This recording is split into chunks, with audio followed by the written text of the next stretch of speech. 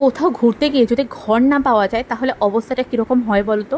আমাদেরও ঠিক এরকমই কিছু একটা হয়েছিল যখন আমরা পুরীতে প্রথম দিন গেলাম।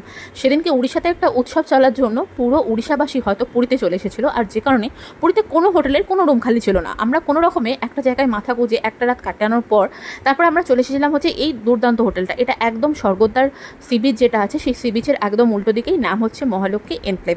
অসাধারণ ছিল রুমটা, তোমাদেরকে দেখালাম ঘুরিয়ে। আর তারপরে আমরা সেখানে সমস্ত কিছু লাগেজ টাগেজ রেখে আমরা চলে এসেছিলাম হচ্ছে খেতে।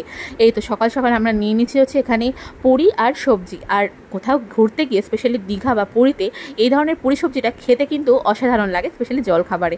আর এখানে আমরা সবাই মিলে বসে খাওয়া দাওয়া করছিলাম। মা বললো যে পুরি খাওয়ার পর একটা ধোসা নেবে, তো ধোসাও নিয়ে নিলাম। আর তারপরে আমরা চলে এলাম হচ্ছে সমুদ্রটা উপভোগ করবো বলে আমাদের রুমের ব্যালকনি থেকে। এই দেখো একদম রুম থেকে ডাইরেক্ট সমুদ্র দেখা যায়, কি অসাধারণ না। পুরীর ভিডিও আরও আসছে আমার চ্যানেলটিকে সাবস্ক্রাইব করে রাখো, ভালো লাগলে লাইক আর কমেন্ট করো।